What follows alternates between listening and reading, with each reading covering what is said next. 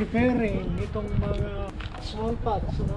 So ito po, okay, we have to sterilize this dahil ito po yung black earth na nabili namin, ano? Yun po yung mga nandoon, pakita ko sa inyo.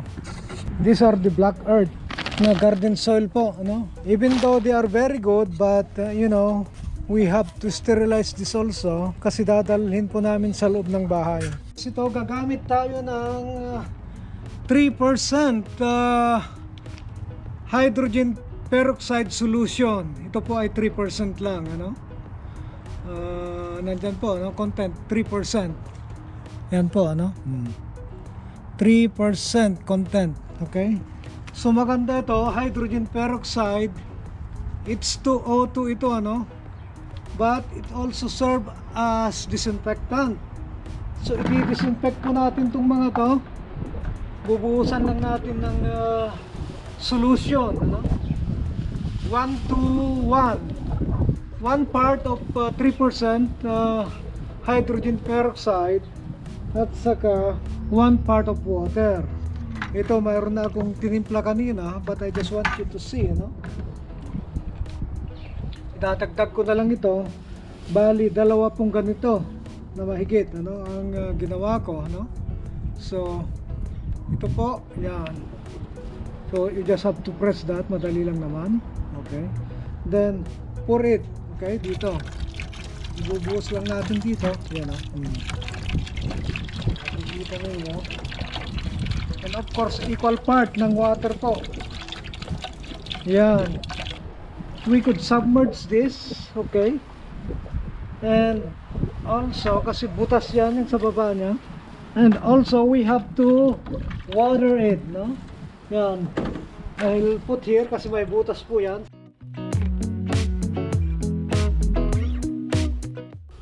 So makita nyo bumubula.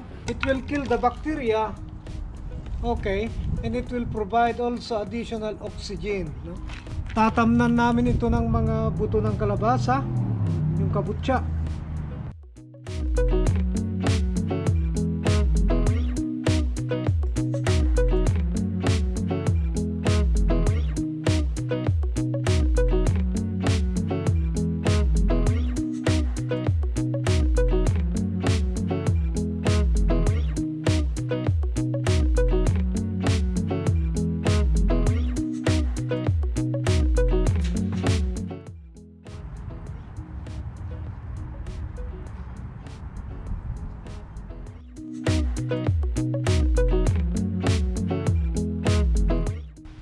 Yan, parang naluluto po. Yan, nakita nyo yung skin na yan.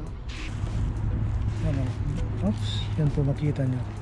You have to put Vaseline or oil para hindi siya direct contact. Mag-gloves ka. Oh, well, aside from gloves. Kahit na 3% lang, ano? Still strong. Di po ba ito yung ginagamit para pangkulay ng buhok? Pangkulay para maging ulandes, no? Blonde. Ito. Magkano yan? Para 2 or 3 or $4. Walang $5. $4, that's around 150 pesos. So, magkano bang luya sa Pilipinas? 55 per kilo? Yeah, 55 per So, kilo. dapat mamunga ng 3 kilo ito. Eh, hindi mo lang naman isang beses na gagamitin. Tanim namin dito, guys. At least hindi na walang fertilizer yung ating mai-enjoy mo pa yung magtanim.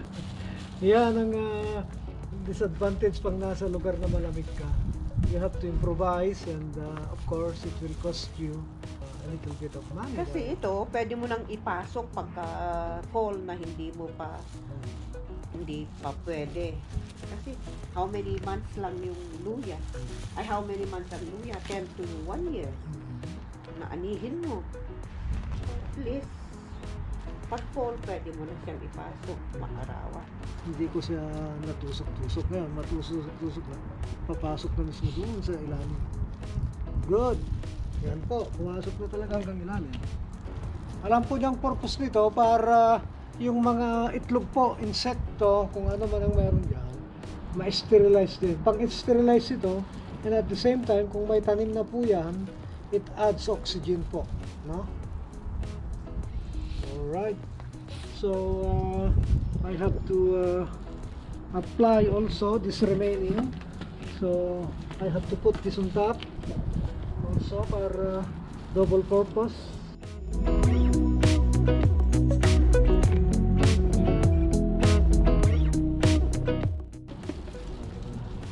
Matrip ko na rin.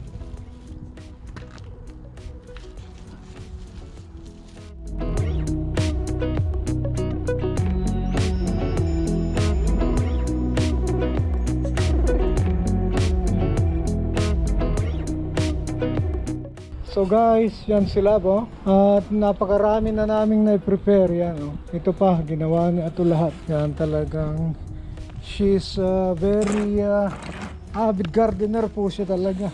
Yan po. May mga compost na yan. May mga compost na ito. No? So anong ginawa mo rito? Yung mga cuttings natin, Cuttings, okay. nilagay ko sa ilalim, hinaluan ko ng ano, Ng, ng soil, okay. and then Mhm. tinakpan ko, and then maybe Ba't mo after, tinakpan? Anong purpose para niya? uminit ba? Uminit, makulong. Maluluto rin Mas yan. maluluto siya. Yan. Mas madaling makompose Oo. yung lupa, yung mga cuttings natin sa vegetables. Guys, dito po kasi sa lugar namin sa Alberta, April 13 na po ngayon dito, pero still, no, malamig pa rin po. May forecast na, I think sa Saturday and Sunday, Mag-propose na naman. mag-i-snow again. Ayan, nakita pa nyo. Sunday, Monday, Tuesday, 3 araw na, hindi pa rin natutunaw. Even though positive na dahil nga medyo makapal din kaunti yung snow noon. Lahat ito, covered ito ng snow last Saturday. Nito lang na naubos. So, sa Pilipinas po madaling mag-compose dahil magandang temperature doon, palaging mainit. So, mas mabilis. Okay, so magsipag lang na magtanim at may kakainin. No?